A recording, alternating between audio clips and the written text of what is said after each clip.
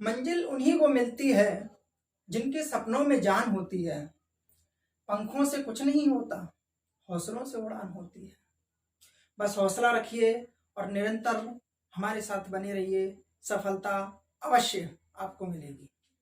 दोस्तों, आज हम लोग एक ही मात्र वीडियो में संपूर्ण हल संधि का अध्ययन करेंगे और आज हल संधि की श्रृंखला को समाप्त भी करेंगे। सर्वप्रथम हमारी हल संधि की श्रृंखला के अंतर्गत इष्टुत्व संधि आती है। इष्टुत्व संधि का नियम है सतवर्ग प्लस सचवर्ग का योग हो तो सचवर्ग हो जाता है। आइए सबसे पहले हम वर्गों को जानेंगे, क्योंकि संपूर्ण हल संधि में वर्गों का रोल बहुत ही ज्यादा है। वर्ग क्या होते हैं? संस्कृत अथवा हिंदी में यदि देखें तो 5 वर्ग होते हैं। वह 5 वर्ग हैं ये च ट त क प, अर्थात च से चवर्ग, चवर्ग होए च छ ज झ य, 5 वर्ण आते हैं। इसी तरह टवर्ग ले लेंगे तो ट ठ ड ढ ण, इसमें भी 5 वर्ण आएंगे। फिर तवर्ग ले लेंगे तो त थ द ध न, इसमें भी 5 वर्ण हैं। कवर्ग ले लेंगे तो क ख ग घ ङ, इसमें भी 5 वर्ण हैं। और यदि पवर्ग की बात करें तो प फ ब भ म। इस तरह से 5 वर्गों में प्रत्येक वर्ग में 5-5 अक्षर आते हैं। आइए दोस्तों, अब हम इष्टुत्व संधि के उदाहरण के माध्यम से और सभी इष्टुत्व संधि के जो भी उदाहरण हमारे क्वेश्चंस पेपर में, एग्जाम पेपर में बनते हैं, आइए उनको सॉल्व करते हैं। अभ्यास सेशन।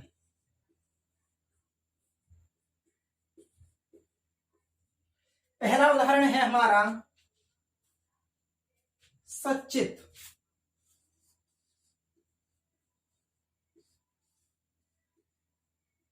सचित का संधि विच्छेद होगा सत प्लस चित। सत प्लस चित। दोस्तों, हमें पता है किसी भी संधि को यदि हम संधि विच्छेद यदि करते हैं तो पहले शब्द का अंतिम अक्षर बाहर निकाल देते हैं। पहला शब्द है सत, इसका अंतिम अक्षर है त, इसको बाहर निकाल देते हैं, तब हमें प्राप्त होता है त। अब इस त को देखना है, इष्टुत्व संधि के रूल में यदि ये फॉलो कर रहा होगा तब यहां पर इष्टुत्व संधि करेंगे। हमारे पास है त, पहले ये कहता है स अथवा तवर्ग चाहिए हमको। यहां पर हमें स नहीं मिला, लेकिन हमें तवर्ग मिला। तवर्ग में 5 अक्षर आते हैं, त थ द ध न। अब देखिए हमें मिला है त, तो तवर्ग में त आ गया। तो यह कहता है इष्टुत्व संधि का स हो अथवा तवर्ग हो, तो हमें तवर्ग का अक्षर मिल गया। अब देखिए उसके साथ में इसको चाहिए श हो अथवा चवर्ग हो, तो यहां पर कोई भी श नहीं है। त के बाद हमें मिला है च। क्या मिला है? च। अब देखिए श हो अथवा चवर्ग हो। अब देखते हैं श तो नहीं मिला, लेकिन चवर्ग है अथवा नहीं, तो हमें मिला है च। चवर्ग में च छ ज झ य 5 अक्षर आते हैं जिनमें च भी आता है। तो देखिए हमें श अथवा तवर्ग में से त मिल गया, श अथवा चवर्ग में से चवर्ग मिल गया, यानी च मिल गया। अब इन दोनों का यदि योग हो तो श अथवा जो त है उस त के स्थान पर श अथवा चवर्ग हो जाएगा। यानी देखिए दोस्तों, यदि श होगा तो ये वाला श कर देंगे, यदि तवर्ग होगा तो देखिए तवर्ग में 5 अक्षर हैं, त थ द ध न। अब इसके स्थान पर क्या कर देंगे? चवर्ग कर देंगे। चवर्ग यानी च छ ज झ य। यदि पहला अक्षर होगा तो उसके स्थान पर पहला अक्षर, दूसरा अक्षर होगा तो दूसरा, तीसरा होगा तो तीसरा। ये जो है त, ये तवर्ग का पहला अक्षर है, तो इसके स्थान पर चवर्ग का पहला अक्षर यानी च कर देंगे, तब हो जाएगा स प्लस च प्लस चित। मिला दीजिए, बन जाएगा सचित। च आधा था तो आधा लिख दिया और सचित बन गया। ठीक है दोस्तों, इस तरह से हम लोग करेंगे। आगे आ जाइए, दूसरा उदाहरण ले लेते हैं।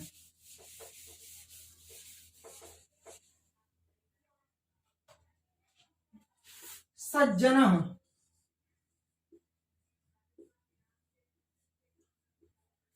सज्जनः का संधि विच्छेद होगा सद प्लस जनः।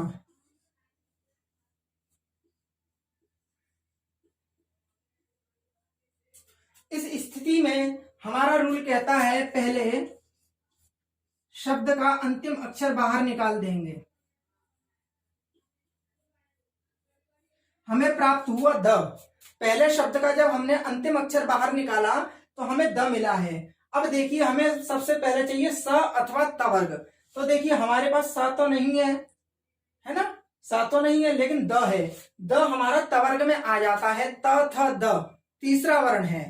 अब इसी त वर्ग के साथ हमें क्या चाहिए, श अथवा च वर्ग।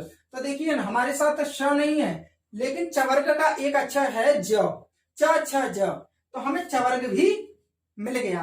तो श त वर्ग मिल गया और उसके साथ हमें च वर्ग मिल गया। यदि ये दोनों मिल जाएं तो हमें क्या करना है, इसके जगह ये कर देना है, इन दोनों की जगह ये दोनों कर देने हैं। लेकिन हमें एक अक्षर मिला है इसका द, तो इसका एक ही अक्षर करेंगे, यानी ये तवर्ग का तीसरा अक्षर है द, त थ द। इसके स्थान पर चवर्ग का तीसरा अक्षर च छ ज कर देंगे। तो ज लिख देंगे द की जगह, तो हो जाएगा स आधा ज और जनः। देखिए कितना सरल है। आइए आगे चलते हैं। अब हम लेते हैं ष्टुत्व संधि। दूसरी संधि लेते हैं ष्टुत्व संधि।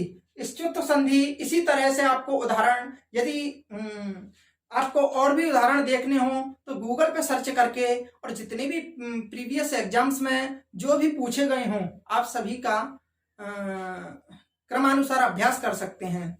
आइए ष्टुत्व संधि की तरफ चलते हैं। ष्टुत्व संधि का रूल कहता है स हो अथवा तवर्ग हो, स हो अथवा तवर्ग हो, इसी के साथ ये वाला श यानी मूर्धन्य शकार पेट फटा वाला स अथवा टवर्ग हो, ये दोनों की यदि स्थिति बनेगी तो हम स और तवर्ग के जगह पर श टवर्ग कर देंगे। दोबारा समझ लीजिए, स अथवा तवर्ग हो, उसके साथ श अथवा टवर्ग हो, ट ठ ड ढ ण, टवर्ग यानी ट ठ ड ढ ण हो, तो स तवर्ग की जगह श टवर्ग कर देना है, इसकी जगह ये कर देना है। ठीक है दोस्तों, इस तरह से आइए समझ लेते हैं। इसका उदाहरण होगा हमारा पहला तट्टिका।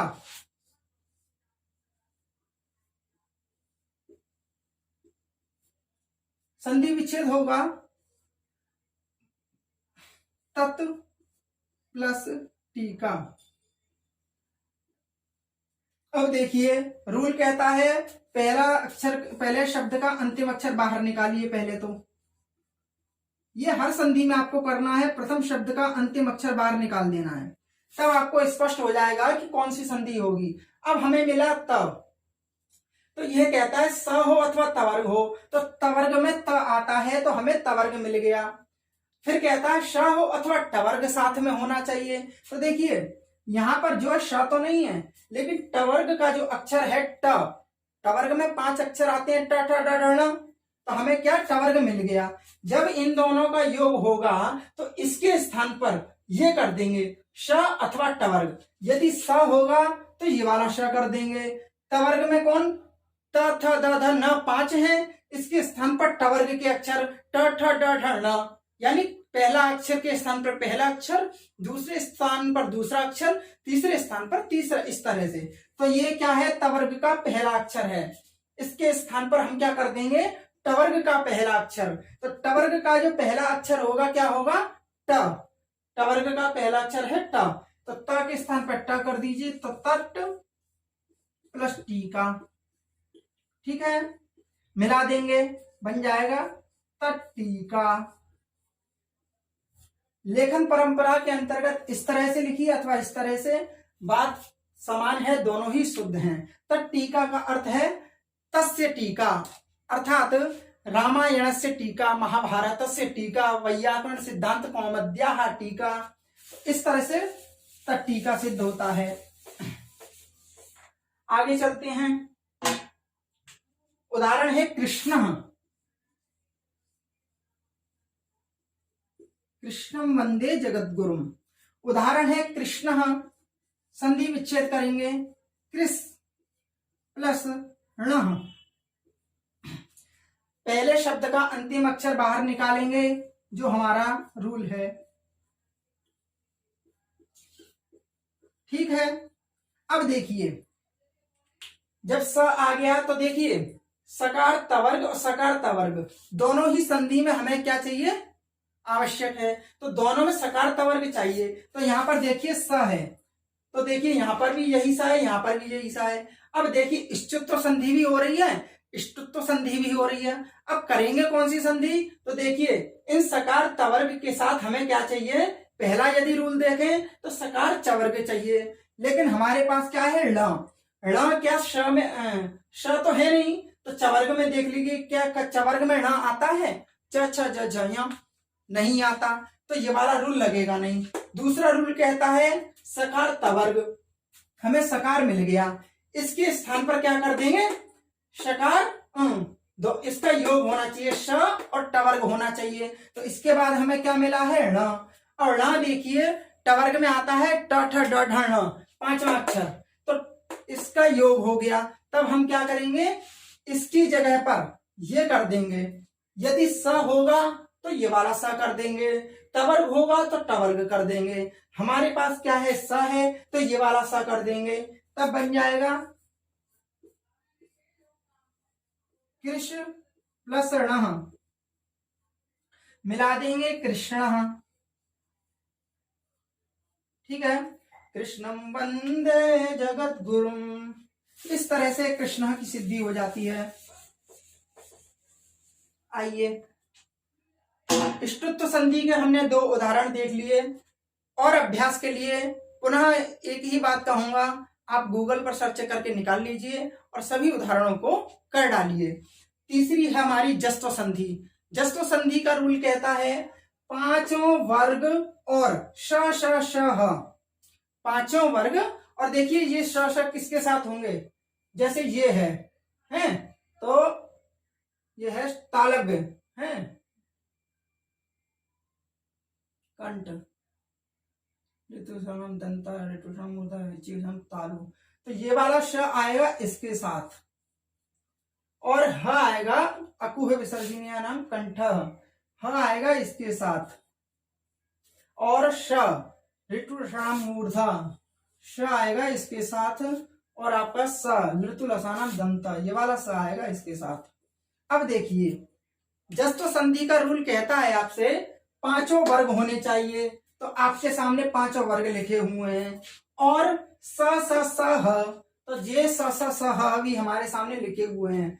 इनको यानी इनके स्थान पर उन्हीं के वर्ग का तीसरा अक्षर हो जाता है, इनका इन्हीं के स्थान पर इनके वर्ग का तीसरा अक्षर यानी यदि चवर्ग का कोई अक्षर है तो उसके स्थान पर ज हो जाएगा, यदि टवर्ग का कोई अक्षर है तो उसके स्थान पर ड हो जाएगा, यदि तवर्ग का कोई अक्षर है तो उसके स्थान पर द हो जाएगा। इस तरह से जिस वर्ग का हमें अक्षर कोई भी मिल जाएगा तो उसी वर्ग का हमको तीसरा अक्षर कर देना है। जैसे समझते हैं, मान लीजिए उदाहरण है वागीशः, वागीशः उदाहरण है, संधि विच्छेद किया तब आया वाक प्लस ईशः, वाक प्लस ईशः। हमारा रूल है प्रथम शब्द का अंतिम अक्षर बाहर निकालिए, वा प्लस क प्लस ईशः, प्रथम शब्द का अंतिम अक्षर बाहर निकाला तो हमें मिला क। अब देखिए ये जो क है ये किस वर्ग में आता है, क आता है हमारा क वर्ग में, तो इसके स्थान पर क्या करेंगे, उसी वर्ग का यानी क वर्ग का तीसरा अक्षर कर देंगे। तो देखिए तीसरा अक्षर क्या है, ग, तो ग कर देंगे, तब होगा वाग प्लस ईशः। ठीक है, ग में ग व्यंजन वर्ण आधा होता है तो उसमें यदि स्वर हो उसके बाद में तो मिल जाता है, तो ई स्वर है ग में जाके मिला देंगे, बनेगा वा गी शह। है ना। इस तरह से देखिए जस्त्व संधि का उदाहरण एक हुआ। एक और उदाहरण देखते हैं जस्त्व संधि का। दोस्तों हमारा वीडियो बीच में रुक जाता है, इसलिए एक बार ट्राई देख लेते हैं हम लोग। जी निरंतर चल रहा है। आइए जस्त्व संधि का दूसरा उदाहरण है हमारा अजंतः। क्या है? अजंतः। यहां पर देखिए दोस्तों संधि विच्छेद करेंगे अच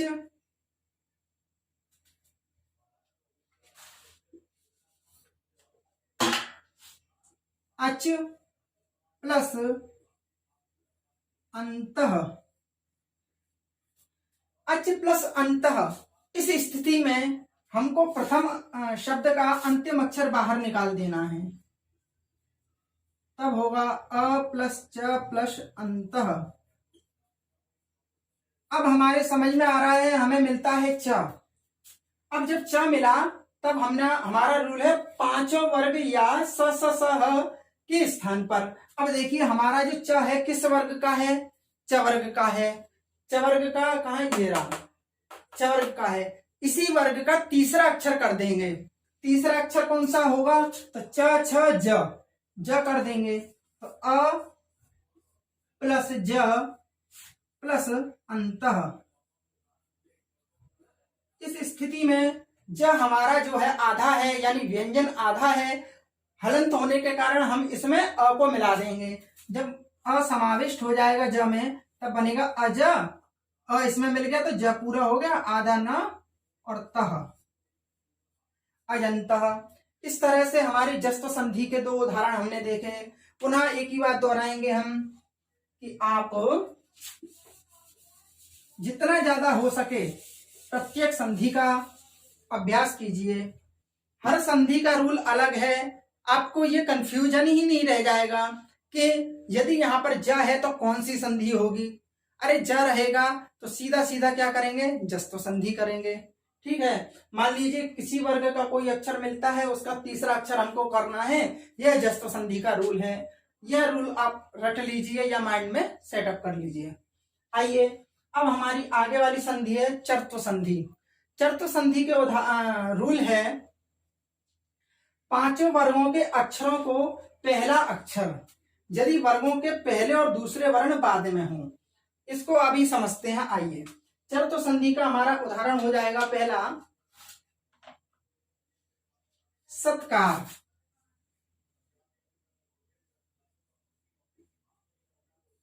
हमारे पास है सत्कार, इसका संधि विच्छेद करेंगे सद प्लस कार। ठीक है, अथवा कारह। सद प्लस कारह रूल है प्रथम शब्द का अंतिम अक्षर बाहर निकालिए। स प्लस द प्लस कारह। ठीक है, अब इस स्थिति में हमको मिला है द। हमेशा जब भी संधि करेंगे प्रथम शब्द के अंतिम अक्षर के साथ और द्वितीय शब्द के प्रथम अक्षर के साथ, प्रथम शब्द के अंतिम अक्षर द्वितीय शब्द के प्रथम शब्द के साथ संधि होती है। तो देखिए यहां पर हमें को द मिला है। रूल कहता है पांचों वर्गों के अक्षरों को, मान लीजिए ये द है, ठीक है, मान क्या लीजिए है ही, तो द जो है द किस वर्ग में आता है? तो त वर्ग में, त थ द, है ना। तो द जो है त वर्ग में आता है। फिर ये कहता है अक्षरों को पहला अक्षर कर देना है। द जो है त वर्ग में आता है, जो कि तीसरा वर्ण है, इसको त वर्ग का पहला ही अक्षर बना देना है। त वर्ग का पहला अक्षर होगा त, तो द के स्थान पर हमको त करना है। लेकिन कुछ शर्तें हैं। शर्त है कि उसके बाद, उसके तुरंत बाद किसी भी वर्ग का पहला अथवा दूसरा वर्ण होना चाहिए। यह 5 वर्ग हैं। इन पांचों वर्गों में से किसी भी वर्ग का कोई भी वर्ण हमें चाहिए, पहला और दूसरा वर्ण चाहिए। देखिए यह वर्ग हैं, वर्गों का पहला अक्षर तो हो जाएंगे ये, दूसरे अक्षर हो जाएंगे ये। ठीक है, अब देखिए दोबारा से एक बार फिर समझ लीजिए। कोई भी वर्ग का अक्षर मिला आपको, मान लीजिए जैसे मिला द मिला हमें तवर्ग का, त था द तवर्ग का है। जब तवर्ग का अक्षर मिलेगा तो उसके स्थान पर क्या कर देंगे, उसी वर्ग का पहला अक्षर। तो द जो है ये तवर्ग का है, तो तवर्ग का ही पहला अक्षर द के स्थान पर कर देंगे। तो द तवर्ग का है तो तवर्ग का पहला अक्षर होगा त, तो द के स्थान पर हम क्या कर देंगे, त। लेकिन रूल ये है कि उसके बाद यानी द के तुरंत बाद हमें क्या चाहिए, किसी भी वर्ग का पहला अथवा दूसरा वर्ण। तो देखिए पहला वर्ण है ये और दूसरे वर्ण है ये भी है, ठीक है। अब देखिए हमें क मिला, ये क जो है क वर्ग का पहला अक्षर है, तो उसके तुरंत बाद पहला अक्षर मिल गया किसी भी वर्ग का, तो हम द के स्थान पर क्या कर देंगे, उसी का पहला अक्षर यानी त। तब बन जाएगा स प्लस त प्लस कारः, मिला देंगे तब बन जाएगा स, त आधा है तो त आधा और कारः बन जाएगा सत्कारः।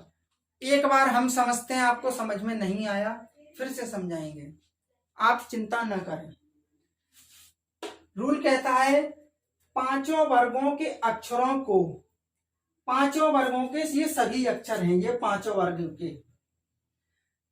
पांचों वर्गों के अक्षरों को। अब देखिए इन पांचों वर्गों में से हमें कौन सा अक्षर मिला है, तो हमें मिला है एक अक्षर जो है द, मिला है ना, पांचों वर्गों के अंतर्गत ही आता है वह।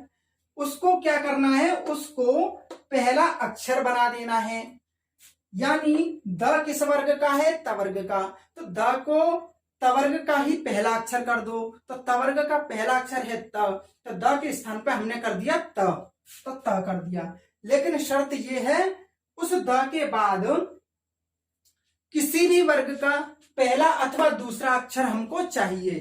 तो देखिए हमारे पास है उसके बाद क, अब ये जो क है हमारा पहला अक्षर है वर्ग का, तो मिल गया, तो हमने कर दिया द के स्थान पर त, स प्लस त प्लस कारः सत्कारः। इस तरह से सत्कारः की सिद्धि हो गई। आप चिंता ना करें, हम एक और उदाहरण लेंगे चर्तु संधि का। चर्तु संधि का दूसरा उदाहरण है हमारे पास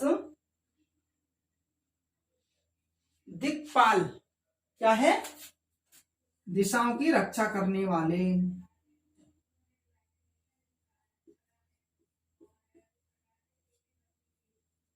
यहां पर दिक्पाल का संधि विच्छेद होगा दिग प्लस पालः, ठीक है। अब देखिए इस स्थिति में हम प्रथम शब्द का अंतिम अक्षर बाहर निकालेंगे पहले, तो दी प्लस ग प्लस पालः, ठीक है। अब हमको ग मिला। रूल कहता है पांचों वर्गों का कोई भी अक्षर हो, तो ये तो हमारा जो ग है पांचों में से किसी एक वर्ग का तो है ही। तो ग किस वर्ग का है, क वर्ग का, क ख ग क वर्ग का है। उसके जगह पर यानी उस ग की जगह पर उसी वर्ग का पहला अक्षर कर देंगे। तो ग का वर्ग का पहला अक्षर है क, तो ग के स्थान पर क कर देंगे, ठीक है। लेकिन शर्त है कि उसके बाद यानी ग के बाद है हमें किसी भी वर्ग का पहला अथवा दूसरा अक्षर चाहिए।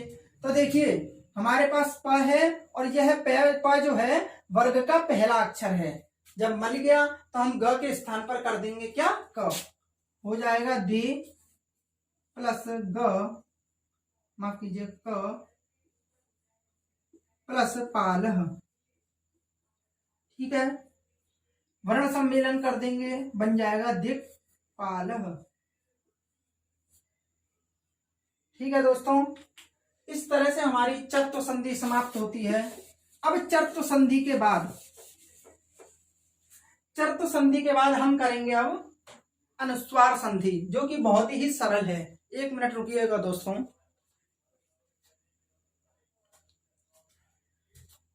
अब है हमारी अनुस्वार संधि। अनुस्वार संधि कहती है यदि पदांत म होगा तो उसको अनुस्वार कर देंगे। अनुस्वार का तात्पर्य होता है बिंदी बना देंगे। म को बिंदी बना देंगे, यानी माँ को अनुस्वार कर देंगे। उस माँ के बाद कोई भी व्यंजन वर्ण हमें मिल जाए, कोई भी व्यंजन वर्ण यदि माँ के बाद मिले तो माँ को क्या कर दें, अनुस्वार कर दें। जैसे उदाहरण है हरिम वंदे, ठीक है, हरिम वंदे। अब यहां पर क्या करेंगे, संधि विच्छेद, हरिम प्लस वंदे, हरिम प्लस वंदे। इस स्थिति में हम प्रथम शब्द का अंतिम अक्षर बाहर निकालेंगे, तब हो जाएगा, देखिए अशुद्ध लेके गया है, हरि प्लस म प्लस वंदे, ठीक है। अब हमने कहा है, रूल कहता है यदि म मिले, पदांत म मिले तो उसको क्या कर दो, बिंदी बना दो। हमें म मिला, हम इसको क्या कर देंगे, बिंदी बना देंगे। लेकिन उसके म के बाद कोई भी व्यंजन मिल जाए तो म के बाद हमें क्या मिला है, वह एक व्यंजन है। यह वाला आपने पढ़ा होगा हिंदी में, तो वह एक व्यंजन है। जब व्यंजन मिल गया तो माँ को हमने क्या किया, बिंदी बना दिया, तो बन गया हरिम। जो बिंदी बनी वह बिंदी किसके ऊपर, र के ऊपर जाके लग गई, हरिम और वंदे, ठीक है। माँ को बिंदी बना दिया, बन गया हरिम वंदे। आइए इसी संधि का एक और उदाहरण देख लेते हैं।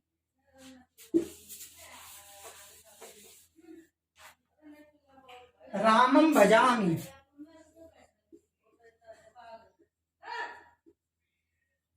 रामम भजामि।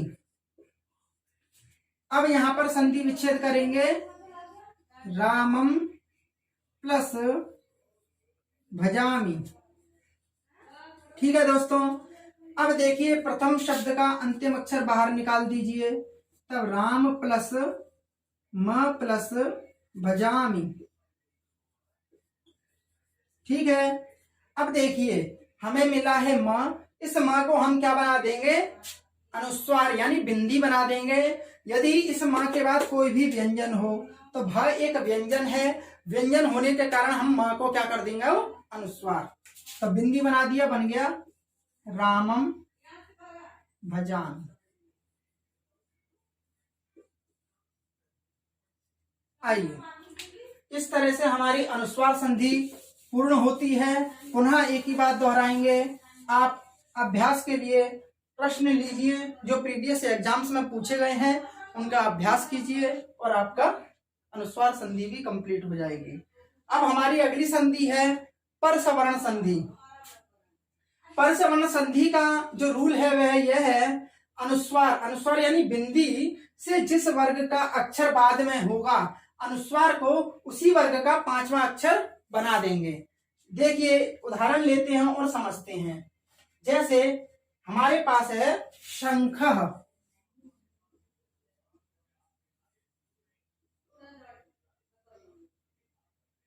हमारे पास है शंखः उदाहरण, इसका संधि विच्छेद करेंगे, शम प्लस खः, ठीक है, शम प्लस खः। इस स्थिति में रूल कहता है यदि अनुस्वार हो, अनुस्वार यानी बिंदी, तो बिंदी हो, बिंदी से यानी अनुस्वार से जिस वर्ग का अक्षर बाद में होगा, तो देखिए जो ख है, यह ख किस वर्ग का है, क वर्ग का, ठीक है। तो अनुस्वार यानी बिंदी से जिस भी वर्ग का अक्षर बाद में होगा, तो ख जो है क वर्ग का अक्षर है जो कि बिंदी के बाद है, अनुस्वार को उसी वर्ग का पांचवा अक्षर बना देंगे। इस अनुस्वार को ख जो है क वर्ग का है, तो क वर्ग का ही अनुस्वार को क वर्ग का ही पांचवा अक्षर बना देंगे। क ख ग घ ङ, पांचवा अक्षर है ङ, तो अनुस्वार को हम क्या करेंगे, ङ बना देंगे, तो तब बन जाएगा श प्लस ङ प्लस ख, ठीक है। अब मिला देंगे तब बन जाएगा शंखः। लेखन प्रक्रिया के अंतर्गत आप इस तरह से भी लिख सकते हैं, इस तरह से भी लिख सकते हैं, दोनों ही शुद्ध हैं। समझता हूं दोस्तों अभी आपके परसवर्ण संधि नहीं समझ आई, दोबारा से एक बार इसी को देखेंगे। शंखः उदाहरण है, इसका हमने संधि विच्छेद किया, शंख प्लस खः। इस स्थिति में हमारे पास क्या है, रूल। रूल कहता है अनुस्वार हो, अनुस्वार से जिस वर्ग का अक्षर बाद में होगा। देखिए हमारे पास है क्या, अनुस्वार यानी बिंदी।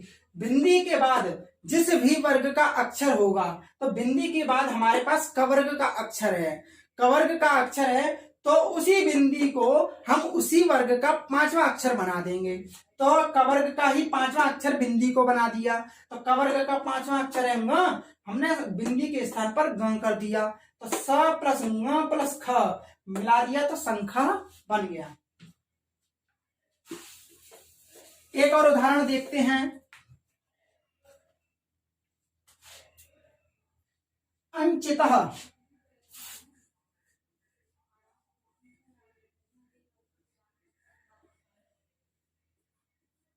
अंचितः इसका संधि विच्छेद होगा अंग प्लस चितः। ठीक है दोस्तों, अब देखिए रूल कहता है अनुस्वार से, तो हमें मिला पहले अनुस्वार।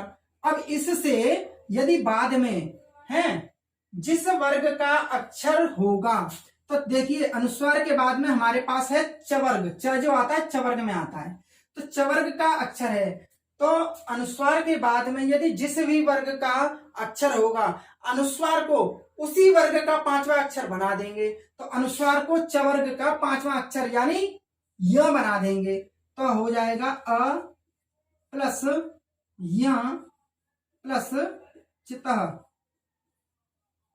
ठीक है, मिला देंगे, बन जाएगा ऐ चितः, अंचितः अथवा ऐचितः। ठीक है दोस्तों, इस तरह से हमारी परसवर्ण संधि समाप्त होती है। पुनः एक ही बात दोहराएंगे, प्रीवियस जो भी एग्जाम्स में पूछे गए प्रश्न हो उन सभी का आप क्या करेंगे, अभ्यास करेंगे। एक मिनट रुकिएगा दोस्तों। अब दोस्तों हम लोग पढ़ेंगे अनुनासिक संधि। अनुनासिक संधि का दोस्तों रूल है, वर्ग के किसी भी अक्षर के बाद किसी वर्ग का यानी किसी भी वर्ग का पांचवा अक्षर हो, तो उस वर्ण को पांचवा ही अक्षर हो जाता है, यानी पूर्व वाले वर्ण को, उसको हटा दीजिए, पूर्व वर्ण को, पूर्व वर्ण को पांचवा ही अक्षर हो जाता है। जैसे उदाहरण से समझते हैं, हमारा उदाहरण है जगन्नाथ, जगतः नाथः जगन्नाथः। अब यहां पर संधि विच्छेद होगा जगत प्लस नाथः। ठीक है दोस्तों, अब देखिए हम लोगों का रूल है प्रथम शब्द का पहले अंतिम अक्षर बाहर निकालिए, तभी आप समझ जाएंगे कि यहाँ पर कौन सी संधि होगी। तो जग प्लस त प्लस नाथः। अब देखिए दोस्तों, हमें मिला है अंतिम अक्षर त। रूल कहता है वर्ग के किसी भी अक्षर के बाद, तो देखिए जो त है त वर्ग का है, तो वर्ग का ही है। ये तो कह रहा है किसी भी वर्ग का अक्षर हो, तो त वर्ग का हमें अक्षर मिल गया। उसके बाद किसी वर्ग का, किसी भी वर्ग का पांचवा अक्षर होना चाहिए, तो ये जो है त वर्ग का ही पांचवा अक्षर भी मिल गया हमें। अब ये कह रहा है तो पूर्व वाले वर्ण को पांचवा ही अक्षर हो जाता है। पूर्व वाला वर्ण है हमारा पहले वाला त, इसको पांचवा यानी इसी के वर्ग का पांचवा अक्षर कर देंगे। तो त जो है त वर्ग का पांचवा अक्षर है, त थ द ध न बना दीजिए, तब हो जाएगा जग प्लस न प्लस नाथः। ठीक है, मिला देंगे, बन जाएगा जगन्नाथः। देखिए दोस्तों कितनी शॉर्ट ट्रिक है। अब आइए दूसरा उदाहरण देखते हैं। दूसरा हमारा उदाहरण है दिंगनादः। क्या है, दिंगनादः। दोस्तों दिंगनादः का संधि विच्छेद है दिक प्लस नादः।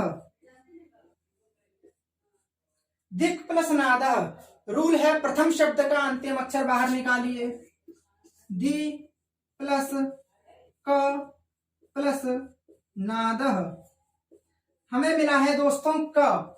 अब देखिए रूल कहता है वर्ग के किसी भी अक्षर के बाद, हमारे पास वर्ग का कोई भी अक्षर हो लेकिन क हमें मिल गया, इसके बाद इस क के बाद किसी भी वर्ग का पांचवा अक्षर हो, तो ये देखिए क के बाद तवर्ग का पांचवा अक्षर हमें मिल गया, तो पूर्व वाले वर्ण को पांचवा ही अक्षर हो जाता है।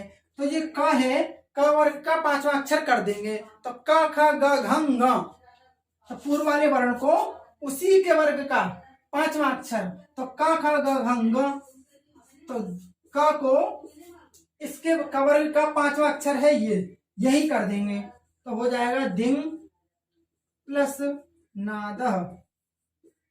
ठीक है, मिला देंगे हो जाएगा दिंग नादह।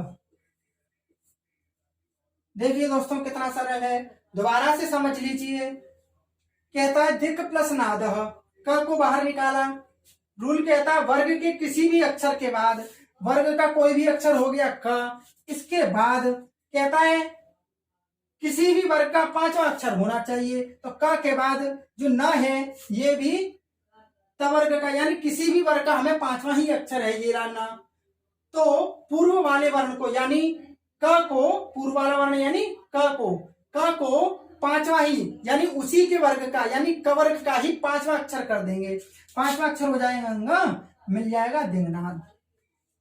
इस तरह से आपको अनुनासिक संधि भी दोस्तों हमारी पूर्ण होती है। अब आ जाइए हम लोग चलते हैं लत्व संधि की तरफ। लत्व संधि क्या कहती है, यदि तवर्ग हो, तवर्ग यानी त थ द ध न, इन पांचों अक्षरों के साथ यदि ल हो, इन पांचों अक्षरों में से कोई भी एक होना चाहिए पहले, तो उस अक्षर के बाद यदि ल हो तो उस तवर्ग को ल ही हो जाता है। जैसे आ जाइए, जैसे उदाहरण है तल्लय। ठीक है, अब यहां पर संधि विच्छेद करेंगे, तद धन लय।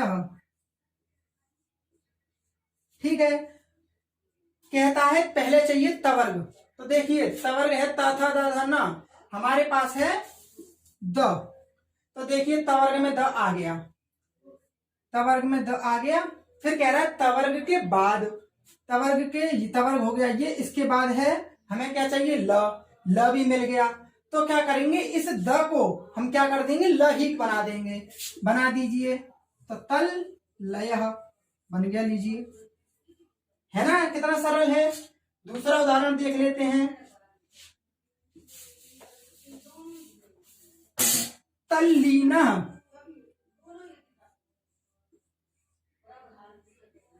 तल्लीना, तस्मिन लीना तल्लीना, किसी में या उसमें लीन हो जाने वाला, तो देखिए तद प्लस लीना।